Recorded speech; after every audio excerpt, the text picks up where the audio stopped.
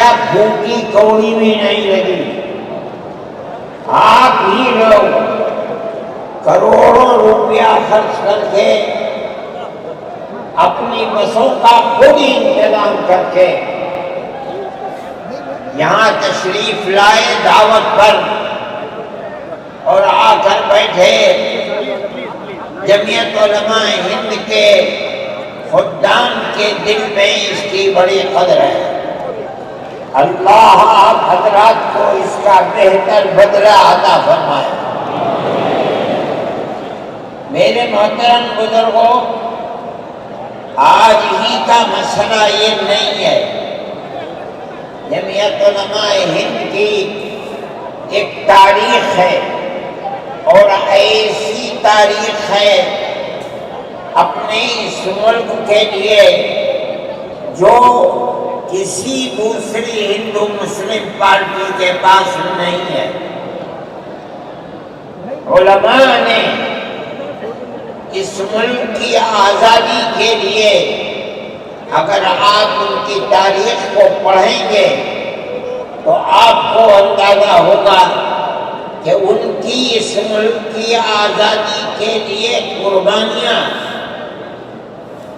150 سالہ قربانیاں ہیں.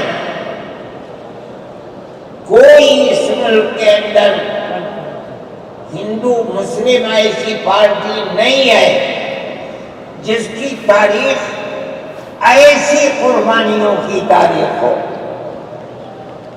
حضرت شاہ عبدالعزیز صاحب محدث دہلوی نے 1803 میں آواز بلند کی تھی کہ ہمارا ملک غلام ہو گیا.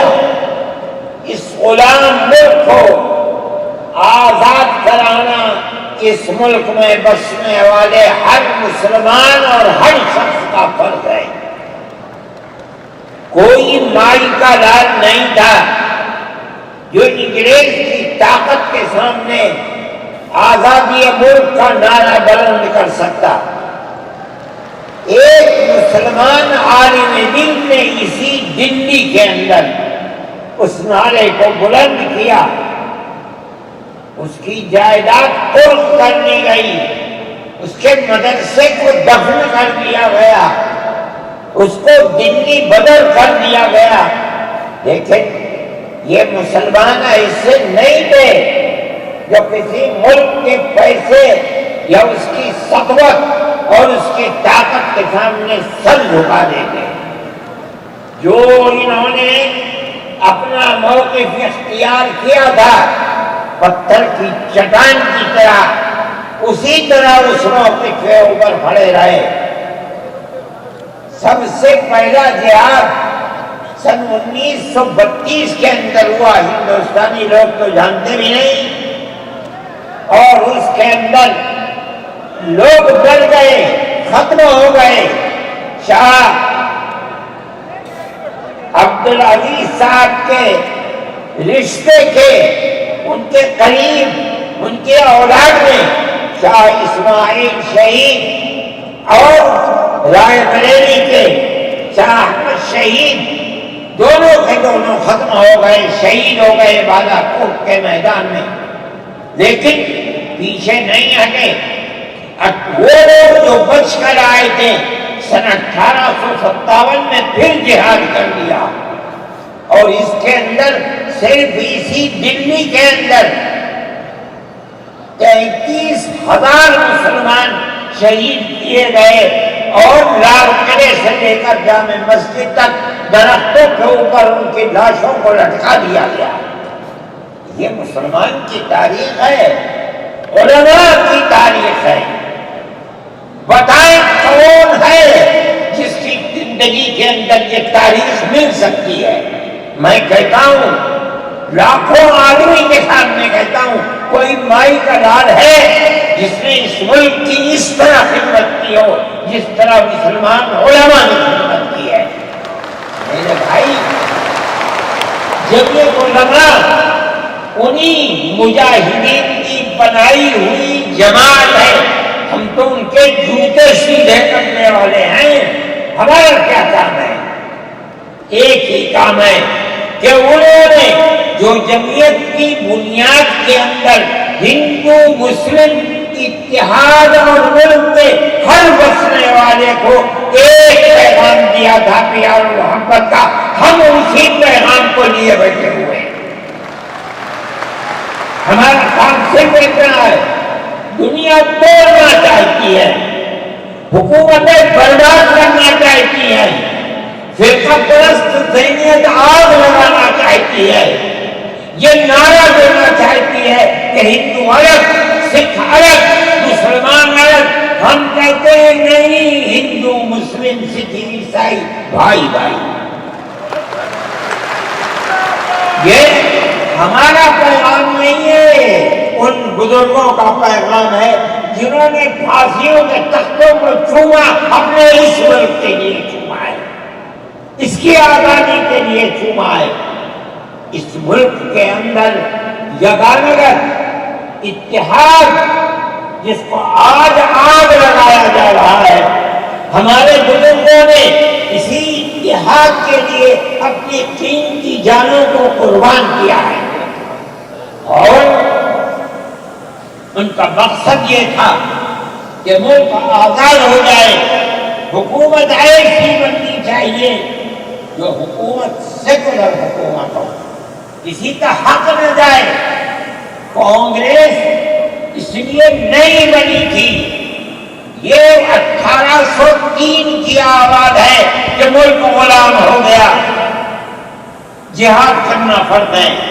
کانگریس کا تو وجود بھی نہیں تھا، کانگریس تو 28 دسمبر 1985 کو بنی ہے، اور اس کا پہلا اجلاس بمبئی کے اندر ہوا ہے۔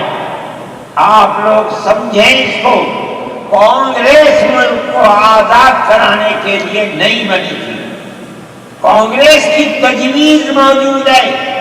وہ کہتے ہیں کہ ہندو مسلم ملک کے بسنے والوں کی اس جنگ و جدال سے دو جہاد، سن 32 کا 1857 کا، اس جہاد کے نتیجے میں جو برطانیہ کی حکومت اور ہندوستان کی حکومت میں دوری پیدا ہو گئی ہے، کانگریس کا مقصد تھا کہ اس دوری کو ختم کر دیا جائے، ملک کو اپنے گردن سے زنجیر غلامی کی نکال کر توڑ دیا جائے۔ کانگریس کا مقصد نہیں تھا۔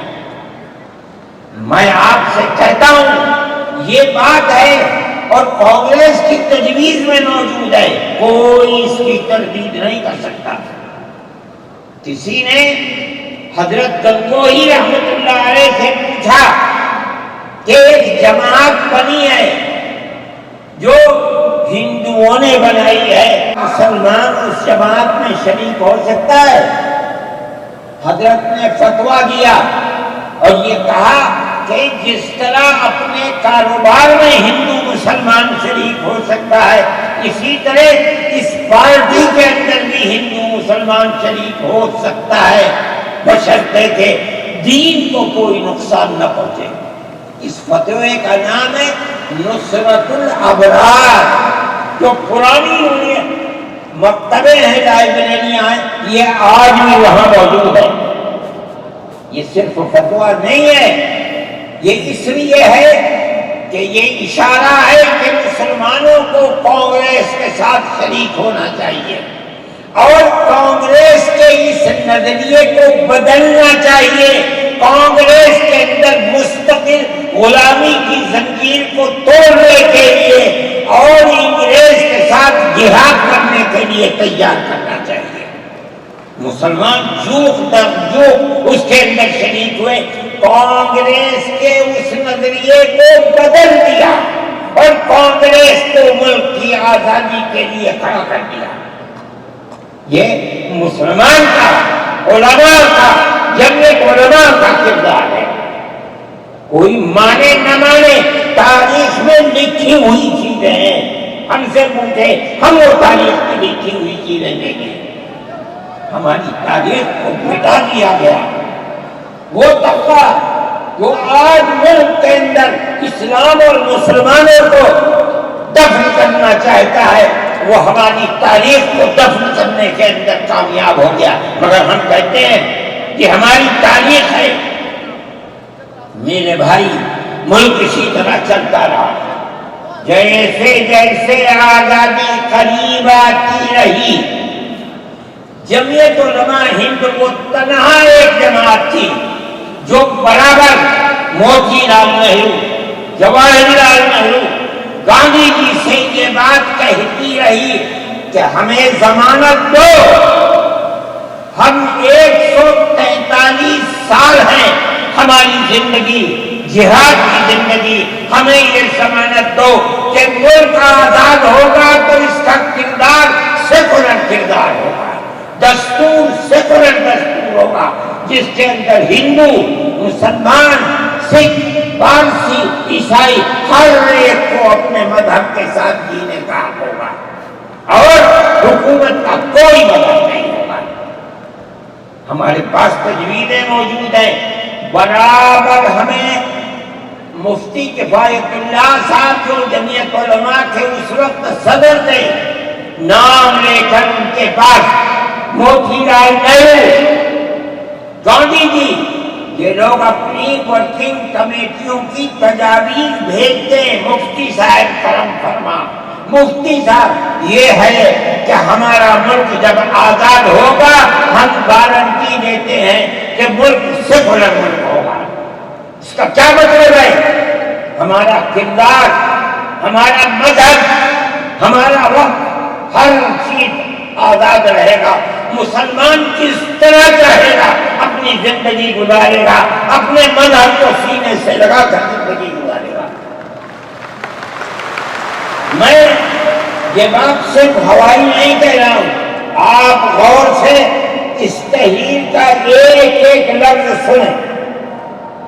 ہری پور ضلع سورت کا اجلاس عام جو 19، 20، 21 فروری 1938 میں 47 میں ملک آزاد ہوا، یہ اجلاس 1938 میں، اس سے بھی 9 سال پہلے، یعنی آج کے مقابلے میں 80 سال پہلے یہ اجلاس ہوا تھا۔ اس کے اندر تجویز دیکھیا، ورکنگ کمیٹی نے 1937 میں اپنی کلکتے کی میٹنگ میں اقلیتوں کے حقوق پر جو تجویز پاس کی تھی اسے یہ کانگریس منظور کرتی ہے، اس وقت کی بات ہے،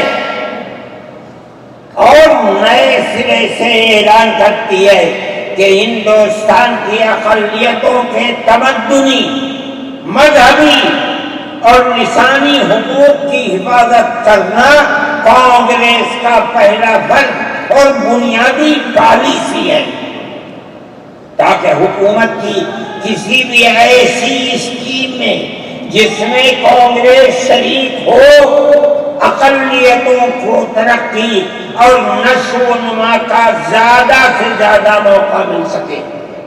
آپ الفاظ پر غور کیجئے، اور وہ قوم کی سیاسی، اقتصادی اور کلچرل زندگی میں پورا حصہ لے سکے۔ اس کے بعد اس بنیاد پر مسلمانوں کو مطمئن رہنا چاہیے کہ آزاد ہندوستان کی حکومت میں ان کا مذہبی فرائض، اذان، نماز، جمعہ، عید، روزہ، حج، زکوٰۃ، مذہبی تبلیغ، مساجد، مقابر، قربانی، مذہبی جلوس، مذہبی جلسے وغیرہ، جملہ مذہبی رسوم اور مذہبی ادارے محفوظ ہوں گے۔ پیچھے سے کر لو، پیچھے سے کرنا، پیچھے سے کر لو، کہنا پیچھے سے کھڑے ہو کر لو، تہذیب و تمدن، ایک سائڈ میں تعلیمی ادارے، کھڑے ہو کر لو، امام باڑے، عیدگاہیں، تکیے، کربلائیں، آثار قدیمہ، اوقاف وغیرہ سب محفوظ ہوں گے، اور اسی طرح ان کی زبان، ان کی شاعری، رسم الخط وغیرہ سب کے سب آزاد اور محفوظ ہوں گے، کسی پر کوئی رکاوٹ اور قید نہ ہوگی۔ وہ میں آپ سے کہہ رہا ہوں، آپ دیکھیے یو پی کانگریس کا شائع کردہ election board National Herald press Lucknow 1946 کے اندر شاید 55 ہمارے پیچھے تو کوئی بھی نہیں ہے، نقل کیا ہے، وہ مٹا ہوا سا تھا، اس کے اندر یہ بلیٹن شائع ہوا ہے۔ میں کہتا ہوں کہ ہندوستان کی یہ جمعیت علماء کے بار بار کچھوٹے لگانے پر وعدہ کرو کہ ملک سیکولر ملک ہے، وہ وعدہ کرتے ہیں۔ میں آج آپ سے پوچھتا ہوں کہ اس میں سب سے پہلی چیز ہے کہ مسلمانوں کا مذہب اور مذہبی فرائض محفوظ رہیں گے۔ آج میں پوچھتا ہوں، ان کی آزادی کو 70-80 سال ہو رہے ہیں، بتائیے کیا محفوظ ہے مسلمانوں کا؟ آپ مذہب محفوظ ہے مسلمانوں کا؟ کیا آپ نے مسلمان مذہب کا مسئلہ قرآن و حدیث سے ثابت ہے؟ آپ جو کچھ کر سکتے تھے آپ نے نکاح اور طلاق کے اندر کر دیا، بڑا کام موجود ہے۔ آپ کی حکومت اتراکھنڈ میں ہے، آپ کی یکساں سپریم کورٹ، یعنی کوئی تعلق مسلمان کا مذہب سے نہیں ہوگا۔ گورنمنٹ جو قائم کرے گی اس کے اوپر مسلمان کو چلنا ہوگا۔ کہاں کا سیکولرزم ہے؟ کیا مسلمان اس پر اطمینان کر سکتا ہے؟ آپ کی زندگی اور آپ کی حکومت کا بنیادی ناپاک پتھر یہ ہے کہ مسلمان کو اپنے مذہب سے آپ دور کر دیں۔ کیا آپ اسے قبول کریں گے؟ یہ آج کی حکومت کا یہ مسئلہ ہے۔ مذہبی فرائض کہاں پہ آپ زندہ رہ گئے؟ آج آپ نے ایک مسئلہ بنایا ہے کہ اتراکھنڈ کی ریاست اور شہروں کے اندر مسلمان جو 50 سال سے آباد ہے، آباد بھی نہیں سکتا۔ یہ آپ کا کردار ہے، یہ تصویر ہے اور ناپاک تصویر ہے۔ اس تصویر کو آپ پیش کر رہے ہیں، یہ تصویر سیکولر دستور کی تصویر نہیں ہے۔ ہمارا آج کا یہ کنونشن سیکولر دستور کی حفاظت کے لیے کہاں ہے؟ کیا کر رہے ہو؟ اس ملک کو، ملک میں رہنے والوں کے لیے جہنم بنا رہے ہو۔ جمعیت علماء اس کو قبول نہیں کرتی۔ ہم تو کہہ رہے ہیں اس بات کو، کسی کی زبان اٹھتی ہو یا نہ اٹھتی ہو، لیکن ہم کہتے ہیں کہ جو ہو رہا ہے وہ ملک کو آگ لگانے کے لیے، دستور کو آگ لگانے کے لیے ہو رہا ہے۔ جمعیت علماء اسے قبول نہیں کرے گی۔ اگر جمعیت علماء نے اس بدترین حکومت جو یہ کہتی تھی کہ ہماری حکومت میں سورج نہیں ڈوبتا، جمعیت علماء نے کبھی اس کے سامنے سر نہیں جھکایا، اس کے بعد ہم کس کے سامنے سر جھکائیں گے؟ ہمارا سر صرف ایک اللہ کے سامنے جھکتا ہے اور کسی نگاہ میں نہیں۔ میرے بھائی، آپ اس کو لیتے ہیں، میں کہتا ہوں آپ کیا کہتے ہیں؟ اس کے اندر جہاں ہے وہاں اسی طریقے سے اوقاف وغیرہ سب محفوظ ہوں گے۔ اوقاف محفوظ ہیں، یہ آپ کے سامنے حضرت مولانا بیٹھے ہوئے نے تقریر کی ہے۔ اوقاف کو خرابنا چاہیے۔ ہماری مسجدیں اسی دلی کے اندر 400 500 سال کی مسجدیں ہیں، جس میں جمعیت علماء کا دفتر بنا ہوا ہے، عبد النبی اکبر کے زمانے کی مسجد ہے۔ اور کتنی مسجدیں جن کے پاس اوقاف، اللہ اکبر، لاکھوں کروڑ کے اوقاف ہیں۔ جونپور میں جا کر کے دیکھو کیسی مسجدیں ہیں، دلی کے قرب و جوار میں دیکھو کتنی بڑی بڑی مسجدیں ہیں۔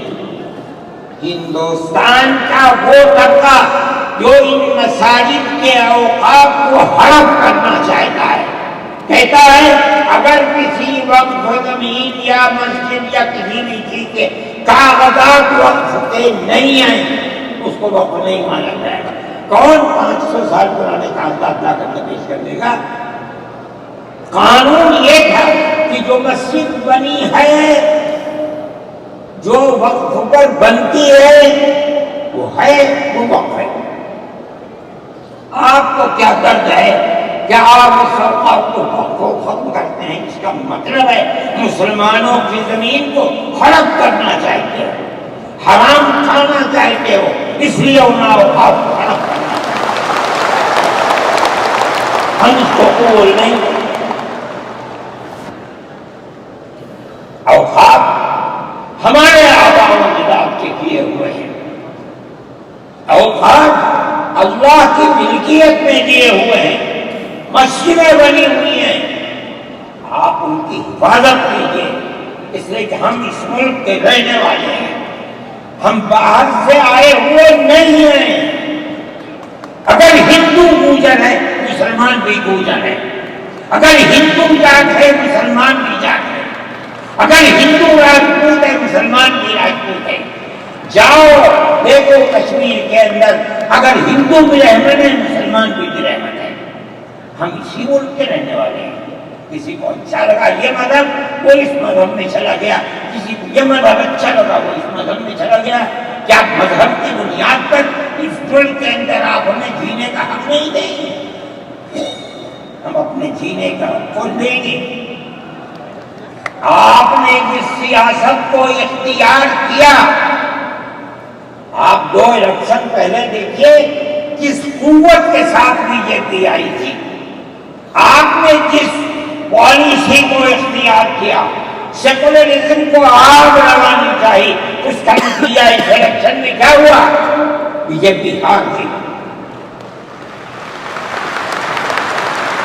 میں کہتا ہوں کہ اگر چندرا بابو نائیڈو کی بیساکھی نہ ہوتی اور ادھر نتیش کمار کی بیساکھی نہ ہوتی تو بی جے پی گورنمنٹ نہیں بنا سکتی. کیوں ہوا؟ وہ 14 سال پہلے اتنی قوت کے ساتھ آئی تھی کہ لگتا تھا کسی دوسری جماعت کا چراغ ہی نہیں جل رہا ہے. وہ چراغ آج بجھ کیسے گیا؟ اس پالیسی کی وجہ سے. ملک کی پالیسی اگر بھائی بھائی کی ہوگی تو زندہ رہے گا. ایک باپ کی اولاد 5 4 3 اگر پیار و محبت کے ساتھ رہیں گے وہ گھر آباد رہے گا. اگر دشمنی ہوگی سب برباد ہو جائیں گے.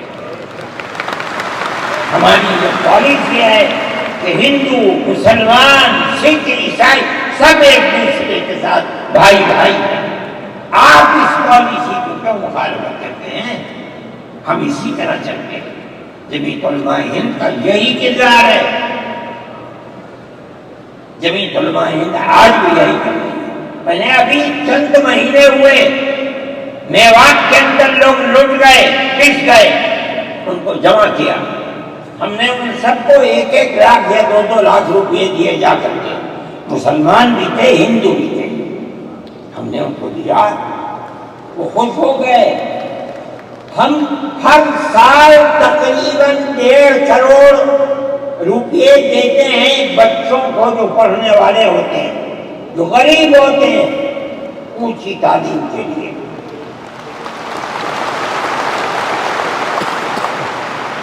اس کے اندر مسلمان بچے بھی ہوتے ہیں، ہندو بچے بھی ہوتے ہیں. جمعیت علماء ہر ایک کی مدد کرتی ہے. پڑھیں، ملک کے لیے کام کریں. میں جا رہا تھا ایک مرتبہ بنگلور سے سوال ہوا، مجھے جانا تھا سوئٹزرلینڈ. ایک میٹنگ تھی وہاں سعودی عرب کی، سوئٹزرلینڈ کے اندر. میں جب گیا جہاز کے اندر صبح ہوئی تو میں نے چائے وائے کی. میرے پاس جو پائلٹ تھا چلانے والا وہ آیا، میرا شکریہ ادا کرنے لگا. آپ نے بڑی محبت دکھا. میں نے سوچا کیا بات ہے، کیا آپ کو کہنے لگے کہ مجھے اس جگہ تک پہنچنے میں جمعیت علماء اگر مدد نہ کرتی میں نہ کچھ کر سکتا. مجھے حیرت ہو گئی کہ کیا بات ہے یہ، ہم ہر ایک کی مدد کرتے ہیں۔ کیرلا کے اندر سیلاب آیا، لوگ لٹ گئے، مر گئے، ہم نے مکانات کی مرمت کی، ہم نے مکانات کو اثر نو بنوایا بھی، میں نے چابیاں بھی دی اور تمام میڈیا نے اس کو دکھلایا، ہندو بھی تھے مسلمان بھی تھے، ہندو عورتیں بھی تھیں جن کے ہاتھ میں نے چابی دی ہے۔ جمعیت علماء کا یہ کردار ہے۔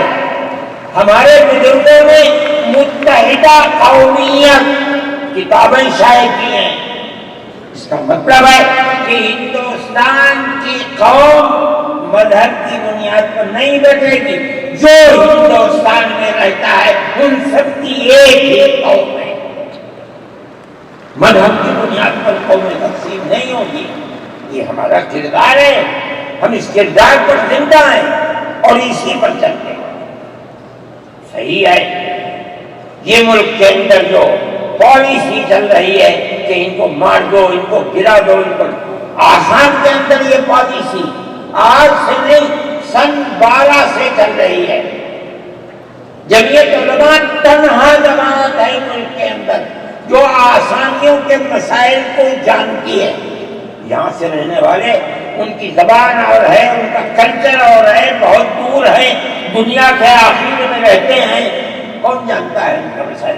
تنہا جمعیت علماء ہے جو ان کے مسائل سے دلچسپی لیتی ہے، گھستی ہے، کروڑ روپیہ خرچ کرتی ہے۔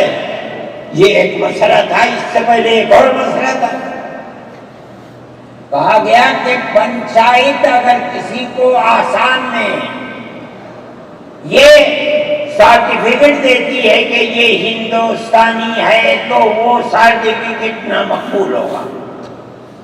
47 لاکھ آدمی اس سے متاثر ہیں، جو پھر قبرست پارٹی کی وہ کہتی تھی کہ پنچایت کے سرٹیفکیٹ کو قبول نہ کیا جائے۔ اگر یہ فیصلہ ہو جاتا تو 47 عورتیں، 47 لاکھ اپنے بچوں کے ساتھ ملک کے اندر بھیک مانگنے والوں کی زندگی بسر کرتے۔ ہم نے سپریم کورٹ کے اندر اس کو چیلنج کیا۔ سپریم کورٹ کہا جاتا ہے، لیکن در حقیقت یہ ملک میں بسنے والے ان غریب اور لاچار لوگوں کی پناہ گاہ جن کے سامنے ملک میں کوئی راستہ نہیں بچتا تو وہ کورٹ میں پہنچتے ہیں کہ ہماری مدد کرو۔ ہم پہنچ گئے، اپنے لیے نہیں، ان غریبوں کے لیے پہنچے جو 47 لاکھ تھے۔ آپ نہیں جانتے اس کے اندر 24 لاکھ ہندو عورتیں تھیں۔ آپ سمجھے؟ اور جمعیت علماء گئی، میں بہت پریشان تھا کہ الہ العالمین کوئی مدد کرنے والا علاوہ تیرے کوئی مدد کرنے والا نہیں ہے۔ میں اللہ کا فضل کرتا ہوں کہ جو کورٹ اور وہیں کا وکیل چیف جسٹس تھا آسامی کا تھا، مجھے خطرہ تھا کہیں یہ آسامیوں کے ساتھ نہ چلا جائے، گورنمنٹ کے ساتھ نہ چلا جائے۔ اللہ کی قدرت ہے کہ فیصلہ یہ آیا کہ وہ سرٹیفکیٹ جو پنچایت نے دیا قبول کیا جائے گا۔ میں نے کہا کہ مجھے اپنی زندگی میں کبھی اتنی خوشی نہیں ملی جتنا آج اس فیصلے میں خوشی ہوئی ہے۔ کیوں؟ صرف مسلمان کے لیے نہیں، یہ ہمارا کردار ہے جو ہمیں اپنے بزرگوں سے ملا ہے، جو جمعیت علماء کی اساس ہے، جو ان کا کردار تھا، ہم نے اس سے سراہنا کی۔ اس کے بعد دوسرا مسئلہ آ گیا، دیکھیے سمجھیے مسئلے کو، سارے ہندوستان کے اندر قانون یہ ہے کہ جو سب سے پہلی مردم شماری سن 47 میں ملک آزاد ہوا، سن 51 کے اندر پہلی مردم شماری ہے، جس کا نام اس مردم شماری میں ہے وہ ہندوستان ہے، جس کا نام اس مردم شماری میں نہیں ہے۔ اگر دوسری مردم شماری میں وہ کہیں سے آ کر بسا اور اپنا نام لایا، وہ ہندوستانی نہیں ہے۔ اچھا، پاکستان ایک مغربی پاکستان تھا، ایک مشرقی پاکستان تھا۔ اندرا جی نے اپنے زمانے کے اندر تمام جھگڑوں کو ختم کرنے کے لیے مغربی ہندوستان پاکستان کو الگ، مشرقی پاکستان کو الگ کیا۔ جنگ ہوئی، مشرقی پاکستان ٹوٹ گیا اور بنگلہ دیش بن گیا۔ اس وقت بہت بڑی بمباری ہوئی دونوں ملکوں کے اندر، ادھر کے لوگ ادھر، ادھر کے لوگ ادھر، سب لوگ بیٹھے، راجو بیٹھے، بی جے پی بیٹھی، جو وہاں کی پارٹیاں تھیں صوبائی وہ بیٹھی، اور سب نے بیٹھ کر طے کیا کہ آسام کے اندر ہندوستانی ہونے کی دلیل سن 71 کی مردم شماری ہوگی، سارے ملک سے الگ۔ سارے ملک میں مردم شماری میں ہندوستانی ہونے کے لیے 51 کی ہے، مگر سب پارٹیوں کے دستخط ہیں اس کے اوپر۔ آسام کے اندر 51 نہیں 71 ہوگی۔ اب آپ دیکھیے، جو فرقہ پرست، اور میں کہتا ہوں ببانگ بول کہتا ہوں کہ آسام کے چیف منسٹر کا کردار بدبودار کردار ہے، خراب کردار ہے، مسلمان کو دفن کرنے کا کردار ہے۔ وہ یہ کہتا ہے کہ آسام کے سوا آسام کے اندر مردم شماری 71 نہیں، جیسے سارے ہندوستان میں 51 ہے، اسی طرح آسام کے اندر بھی 51 ہے۔ آپ سمجھتے ہیں اس کا اثر؟ آج اس کا اثر یہ ہوگا کہ اگر 71 ٹوٹ جائے اور 51 پر آ جائے تو آسام کے اندر 1.5 کروڑ بچے اور بڑے سب ہندوستان سے باہر ہو جائیں۔ کہاں جائیں؟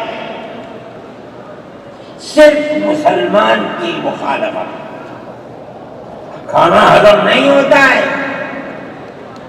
بغیر مسلمان کی بربادی کے۔ کوئی نہیں تھا، تنہا جمعیت علماء تھی۔ اس کے اندر بڑا کردار ہے مولانا مشتاق انصر کا، جو جمعیت علماء آسام کے صدر ہیں۔ وہ میرے ساتھ شانہ بشانہ کھڑے رہے اور 12 سال سے زیادہ مقدمہ لڑا، کروڑوں روپیہ اس کے اوپر خرچ کیا گیا۔ یہ خدا کی قدرت ہے۔ آج آیا تو یہ طے کر دیا گیا کہ 51 نہیں، آسام میں 71 ہی بنیاد بنے گا۔ اس کا کیا مطلب ہے کہ آپ نے آسام کی 80 لاکھ کی آبادی کو زندہ کر دیا، جو موت کے کنارے پر پڑی ہوئی تھی۔ مجھے افسوس ہے کہ لوگوں کا یہ قول مجھ تک پہنچا ہے کہ انہی نے آسام کے چیف منسٹر سے یہ بات کہی کہ اب کیا ہوا، کہنا ہماری صحت پر کوئی اثر نہیں پڑتا۔ کیا مطلب ہے؟ ہم آسام میں مسلمانوں کو چین کا سانس نہیں لینے دیں گے۔ دیکھیں کب تک چلتے ہیں۔ اگر جمعیت علماء زندہ ہے اور اللہ نے ہمیں زندہ رکھا، ہم دیکھیں گے کہ کیا کرتے ہیں، ہم زندہ ہیں۔ یہ جمعیت علماء کا کردار ہے، ہم اس کے پیچھے کرتے ہیں۔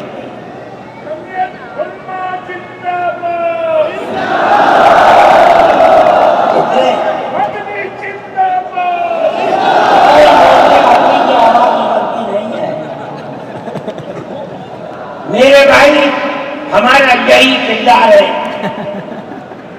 ہم ان مسلمانوں کی مدد کرتے ہیں جو مسلمان مصیبت کا شکار ہے۔ یہ فرقہ پرست ذہن جس کا میں ذکر کر رہا ہوں ہر جگہ موجود ہے، ہر وقت موجود تھا، آج یہ زیادہ ہے۔ پہلے اتنا نہیں تھا.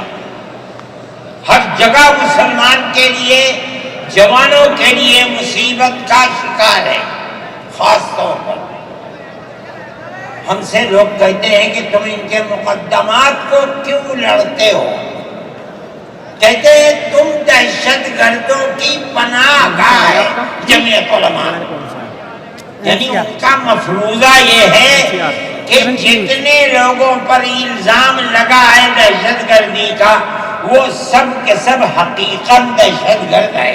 اور جمعیت علماء ان دہشت گردوں کی، ملک ویرودھیوں کی جمعیت علماء مدد کرتی ہے. مجھ سے بھی یہ بات کہی. میں نے کہا کہ تم میں کوئی مائی کا لال ہے تو کھڑا ہو کے بتائیں. جمعیت علماء لوور کورٹ نے پھانسی کی سزا دے دی. گجرات کے اندر ہائی کورٹ میں پہنچے، انہوں نے پھانسی کی سزا دے دی.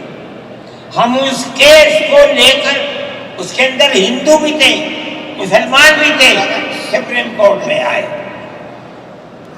سپریم کورٹ میں ہم نے مقدمہ لڑا اور سپریم کورٹ نے انہیں سب کو باعزت بری کر دیا. میں نے کہا کہ کسی ملزم کے لیے گورنمنٹ ہندوستان کی حکومت نے حق دیا ہے کہ مقدمہ لڑو. اگر کوئی غیر ملکی ہندوستان کے اندر پکڑا جائے، اپنے مدعا کو پیش کرنے کے لیے گورنمنٹ اس کو وکیل دیتی ہے. ہم نے کیا جرم کیا ہے؟ ہم انہیں وکیل دیتے ہیں لڑنے کے لیے، بہتر سے بہتر وکیل دیتے ہیں. ہم کہتے ہیں کہ لڑو مقدمہ، تاکہ دودھ کا دودھ، پانی کا پانی الگ الگ ہو جائے. مقدمہ لڑے اور سپریم کورٹ کہتی ہے کہ جھوٹا الزام تھا، جھوٹ ہے، جھوٹ ہے، جھوٹ ہے. ملک کے اندر فرقہ پرستی ہے، دشمنی ہے، ہر طبقے کے اندر ہے. کوئی بھی طبقہ، پولیس کا ہو، انتظامیہ کا ہو، کسی کے اوپر جو چاہے الزام لگا دے. جمعیت علماء آج بھی جو کیس لڑ رہی ہے، 1050 کیس ہیں جو lower court, high court, supreme court کے اندر لڑ رہی ہے. 1050 کیس ہیں اور اس کے اندر 850 ملزم ہیں. ہم لڑتے ہیں مقدمہ. ہم یہ سمجھتے ہیں کہ آپ جس کو ہائی کورٹ، سپریم کورٹ تک یہ ثابت کر دیں کہ یہ ملزم ہیں، انہوں نے دیش کے ساتھ ویرودھ کیا ہے، ثابت ہو جائے، ہمارا کوئی تعلق اس سے نہیں ہے. جب تک ثابت نہ ہو، پولیس کے کہنے سے یا کسی راستے پر چلنے والے کے کہنے سے کہ یہ دیش ویرودھی ہیں، ہم اسے دیش ویرودھی تھوڑی مان لیں گے. ہم جاتے ہیں ہائی کورٹ، سپریم کورٹ میں جاتے ہیں اور ہم دودھ کا دودھ، پانی کا پانی کرنا چاہتے ہیں. ہمیں آزادی مل جاتی ہے. بتائیے جمعیت علماء ہند، جمعیت علماء ہند، نعرہ تکبیر، نعرہ تکبیر، جمعیت علماء ہند، حضرت مولانا سید ارشد مدنی صاحب. جمعیت علماء ہند اسی طرح سے کام کر رہی ہے. ابھی آپ کے یہاں ہلدوانی کے اندر ہوا، مسجد کو توڑ دیا، شہید کر دیا، گولی چلا کر 6 آدمیوں کو قتل کر دیا. اس کے ساتھ ساتھ 101 آدمیوں کو گرفتار کر لیا اور ایسی دفعات ان کے اوپر لگا دی کہ 1.5 سال سے پہلے ان کی ضمانت نہیں ہو سکتی تھی. جمعیت علماء نے ہمارے پاس آئے 70 آدمی. کچھ لوگوں نے اپنے کیس لڑے ہو، کسی کو یقین نہیں تھا کہ اس کے اندر کامیابی ہوگی. اللہ کی مدد سے ہم نے اپنے وکیل کو بلایا بمبئی سے، اور اس کے بعد جو بہتر سے بہتر سپریم کورٹ کا وکیل تھا اس کو بلایا، اور ہم نے کہا کہ کیس لڑیے۔ 5 پیشیاں ہوئی، اور وہ وہیں جاتا تھا ہائی کورٹ، نینی تال میں شاید ہائی کورٹ ہے، وہاں جاتا تھا، وہ اپنا محنتانہ پورا لیتا تھا۔ 2 پیشیاں ہوئی آن لائن، اور 3 پیشیوں میں وہ گیا وہاں وکیل، اور وہ ایک مہیلا تھی وکیل، مگر بہت بہترین وکیل تھی۔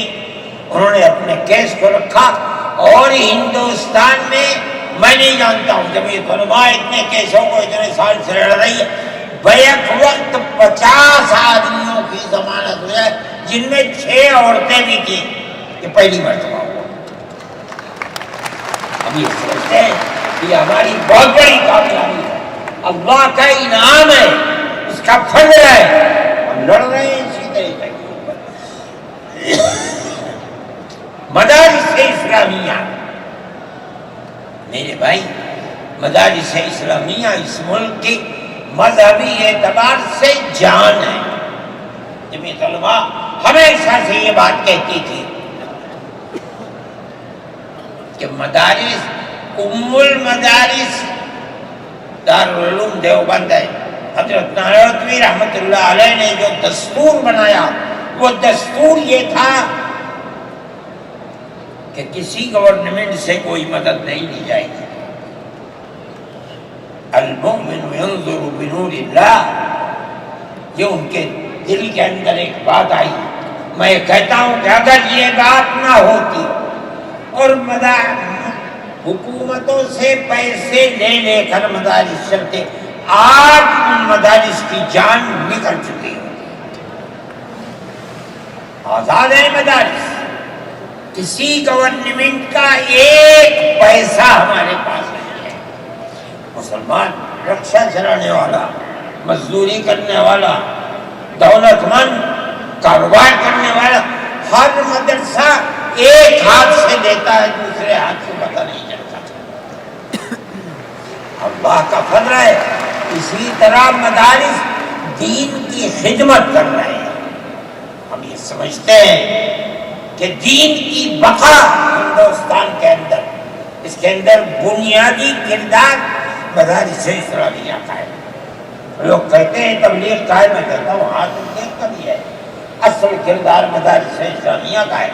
ارے بھائی، مولانا الیاس صاحب رحمۃ اللہ علیہ نے تبلیغ کی بنیاد رکھی، کہاں کے تھے؟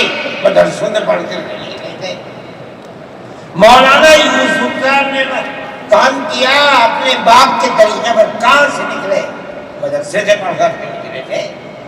مولانا چلے گئے، مولانا انعام صاحب، پھر اس کے بعد مولانا اظہار صاحب۔ آج دیکھ لیجئے جو بچے کام کر رہے ہیں وہ سب مدرسوں سے پڑھ کر کے، ان کی اولاد بھی مدرسوں کے اندر پڑھ۔ اصل کردار دنیا کے اندر، ہندوستان میں نہیں، چاہے جہاں دنیا میں چلے جاؤ، اصل کردار مدارس اسلامیہ کا ہے۔ اگر کسی روئے زمین میں آج کہیں کوئی مسلمان اللہ کہتا ہے، میں سمجھتا ہوں دیکھ لو کہیں نہ کہیں کسی مدرسے سے پڑھا ہوا ہوگا۔ نعرہ تکبیر! مدارس اسلامیہ! ہندوستان! ہندوستان! آئین کا محافظ کون ہے؟ ارشد مدنی، ارشد مدنی، آئین کا محافظ کون ہے؟ ارشد مدنی، ارشد مدنی۔ مدارس اسلامیہ کا یہ کردار ہے۔ اسلام کو پھلتا پھولتا دیکھیں، یہ اس سے برداشت نہیں ہوتا، مگر یاد رکھیں کہ اللہ کا یہ چراغ نہیں بجھے گا، اسے بجھانے والے بجھ جائیں گے۔ نعرہ تکبیر! آج سے نہیں، 1400 سال سے اسلام کی یہی تصویر ہے کہ یطفئون نور اللہ بافواہہم وَيَأْبَى اللَّهُ إِلَّا أَن يُتِمَّ نُورَهُ، اللہ کے چراغ کو بھوک سے بجھانا چاہتے ہیں، اللہ انکار کرتا ہے نہیں، یہ چراغ مکمل ہو کر کے رہے گا۔ میرے بھائی، فرقہ پرست ذہنیت جو کرنا چاہتی ہے اللہ چاہے گا تو یہ نہیں ہوگا۔ مسلمان اسی ماحول کے اندر زندہ ہے، زندہ رہے گا، اور اسی طرح اس ملک کے اندر اسلام کا، اس ملک کے اندر بھی اسلام کا چراغ چلتا رہے گا۔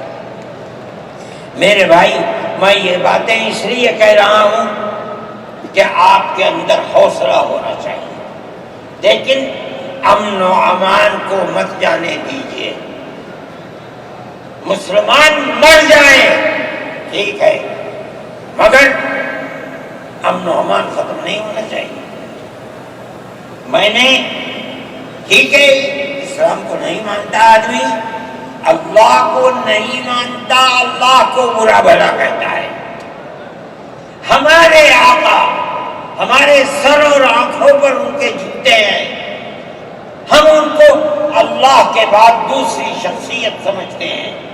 جو نہیں مانتا وہ ان کو برا بھلا کہتا ہے، کہے، لیکن نقض امن کے لیے کہے، ہم یہ سمجھتے ہیں کہ ہندوستان کے قانون کے خلاف ہے۔ یہ فرقہ پرستی ہے کہ اس کو تو نظر بند کر دیا جائے، کسی جگہ چھپا دیا جائے، اور وہ جو احتجاج کریں ان سے جیلوں کو بھر دیا جائے۔ ہم سمجھتے ہیں کہ یہ خود ایسا کرنے والوں کی فرقہ پرستی ہے، ہم اس کو قبول نہیں کرتے۔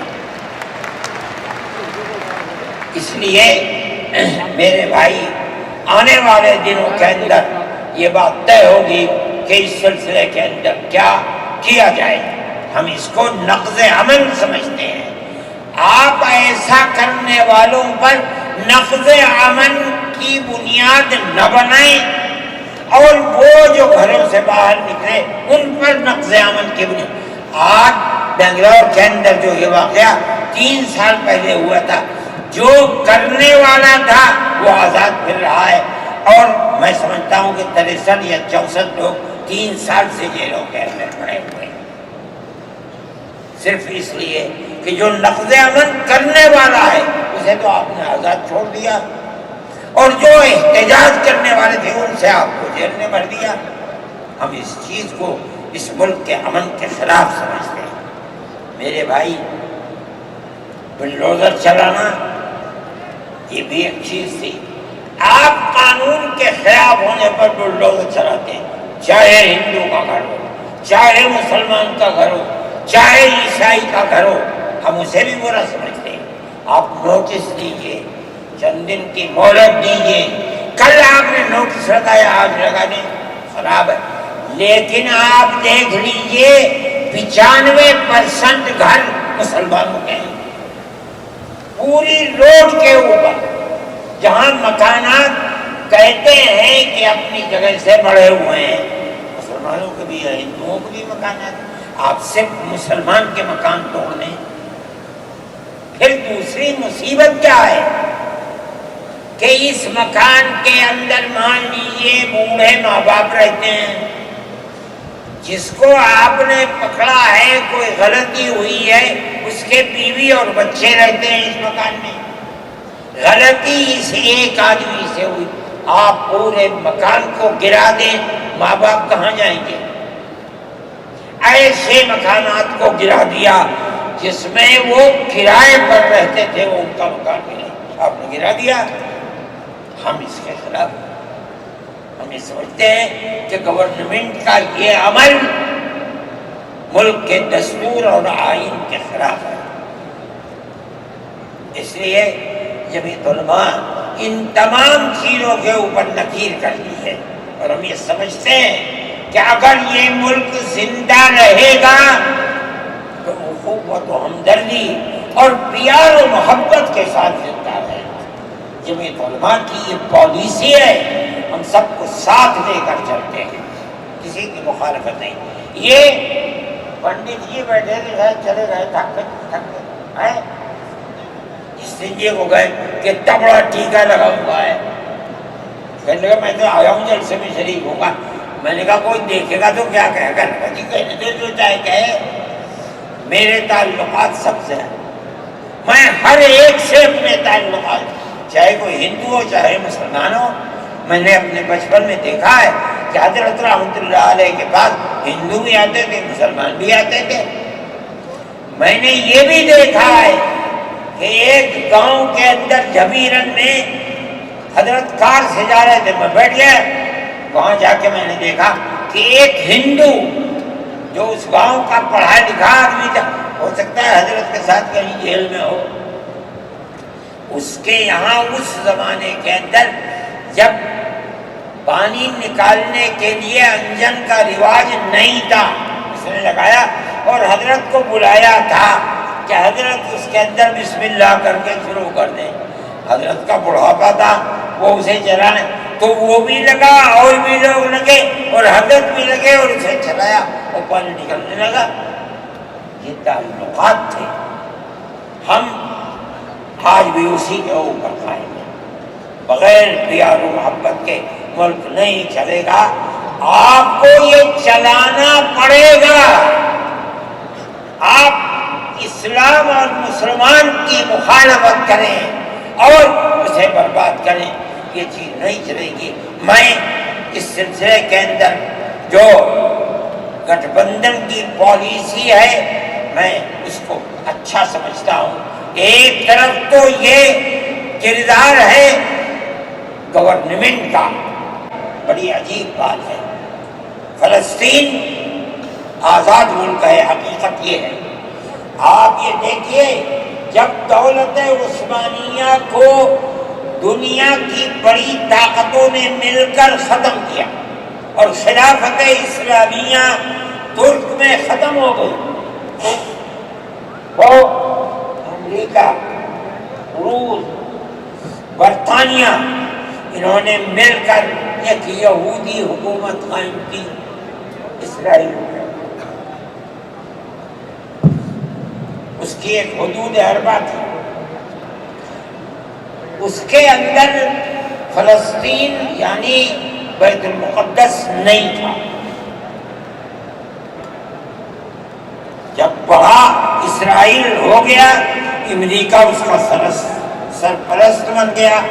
اب اسرائیل نے آگے بڑھ کر فلسطین کے اندر اپنے پیر جمائے اور بیت المقدس کو لینا چاہا. نتیجہ یہ ہوا کہ جنگ ہوئی اردن کے اندر اور بیت المقدس پر بھی قبضہ کیا اور اس کے ساتھ ساتھ فلسطینیوں کو غلام بنایا. ابھی دل نہیں تھما، تھوڑے دنوں کے بعد پھر آگے بڑھا اور گولان کی وہ پہاڑیاں جو شام کے اندر تھی ان کے اوپر قبضہ کر لیا. جس دن پہلا حملہ بولا فلسطینیوں نے، ہمارے ملک کے پرائم منسٹر نے یہ کہا کہ یہ دہشت گرد ہے. مجھے بڑا افسوس ہوا کہ یہ تاریخ کی دنیا کی نہیں جانتے. ایسا لگتا ہے جیسے انہوں نے دنیا کو دیکھا ہی نہیں. میں نے اعلان کیا، میں نے یہ کہا کہ جو یہ کہتے ہیں کہ یہ دہشت گرد ہیں، اگر یہ دہشت گرد ہیں اور غلامی کی زنجیروں کو توڑنا یہ دہشت گردی ہے، گاندھی جی بھی دہشت کرتے ہیں، نہرو بھی دہشت کرتے ہیں، ہمارے اکابر بھی دہشت کرتے ہیں. یہ ایسی بات ہے جس کی کوئی تعبیر نہیں ہو سکتی. اللہ کا فضل ہے اس کے بعد سے آج تک کبھی یہ نہیں کہا گیا کہ دہشت گرد ہے. لیکن مجھے افسوس ہے، میں نہیں مانتا ہوں اس بات کو، لیکن ہندوستان کی یہ غلط پالیسی اگر ہے. میں گیا عرب، میں نے لوگوں سے سنا کہ ہندوستان کا بارود فلسطینیوں کے مارنے کے لیے اسرائیل میں ہو رہا ہے استعمال. کہنے والوں نے کہا کہ ہندوستان کے فوجی بھی اسرائیل کے ساتھ لڑ رہے ہیں. میں اس کی تصدیق نہیں کر سکا ہوں، اتنے میں بات نہیں، مگر میں یہ کہتا ہوں کہ کھل کر پالیسی ہونی چاہیے. آپ اگر فلسطینیوں کے قتل عام پر بازی امریکہ کی طرح کہیں گے کہ ہماری فوجیں اسرائیل کے ساتھ، آپ بھی کہیے کہ ہماری فوجیں لڑ رہی ہیں، اور اگر نہیں ہے اپنے دامن کو پاک کیجیے۔ میں یہ سمجھتا ہوں کہ اس طرح کا قتل عام کہ ساری دنیا ایک طرف کھڑی ہوئی ہے، لیکن یہودی طاقت کے سر پر امریکہ تجویز آتی ہے اسرائیل کے، نہیں، اسرائیل کے خلاف نمبر 2 پر ہے، سب سے پہلی تجویز امریکہ کے خلاف آنی چاہیے، اس لیے کہ جو بم برس رہے ہیں وہ امریکہ کے ہیں، جو فوج لڑ رہی ہے وہ امریکہ کی ہے۔ اسرائیل کے پاس کتنا ہے؟ جو طاقت ہے وہ بڑی طاقتوں کی دین ہے، اسی بنیاد کے اوپر ساری دنیا کے اندر احتجاج ہو رہا ہے، مگر وہ احتجاج قابل توجہ نہیں ہے۔ جمعیت علماء ان مسائل کو سمجھتی ہے، ہم نے اپنی بات آپ سے کہی ہے، مسلمان اپنے نظریات، اپنے خیالات کو صحیح کرے اور اس نہج کے اوپر چلے۔ میں پھر کہتا ہوں، آپ ہندو مسلم اتحاد، آپ جس گاؤں میں ہیں وہاں اتحاد رکھیے، اپنے کھیت میں ہیں وہاں اتحاد رکھیے، بازار میں بیٹھے ہیں وہاں اتحاد رکھیے، جہاں دنیا کے اندر ہے مذہب کی بنیاد پر نہیں، ہندو مسلم بھائی بھائی اسی اتحاد کی بنیاد کے اوپر چلیے۔ اگر آپ چلیں گے تو آپ اپنے ملک کے وفادار ہیں اور آپ صحیح راستے پر چلنے والے ہیں، اور اگر آپ وہ پالیسی خدا نخواستہ جو فرقہ پرست نظریے کی پالیسی ہے، اگر آپ اسے اپنائیں گے ملک تباہ ہو جائے گا، برباد ہو جائے گا۔ میں انہی نظریات کے ساتھ آپ حضرات سے اجازت لیتا ہوں اور اپنے ان احباب کا شکریہ ادا کرتا ہوں جنہوں نے توجہ دلا کر گھر گھر جا کر اپنے بھائیوں کو اس اجلاس میں آنے کے لیے آمادہ کیا ہے، جمعیت علماء کا پیغام پہنچایا ہے، اور ان لوگوں نے یہاں آ کر اس اجلاس کی رونق کو بڑھایا۔ میں شہر دلی کے ان لوگوں کو جنہوں نے 25,000 لوگوں کو جو سیدھے رام لیلا گراؤنڈ میں پہنچے تھے ان کے ناشتے کا بندوبست کیا، اور جمعیت علماء کے آواز پر آنے والوں کے لیے محبت کا معاملہ کیا، میں ان کو بھی دلی شکریہ ادا کرتا ہوں۔ چارجر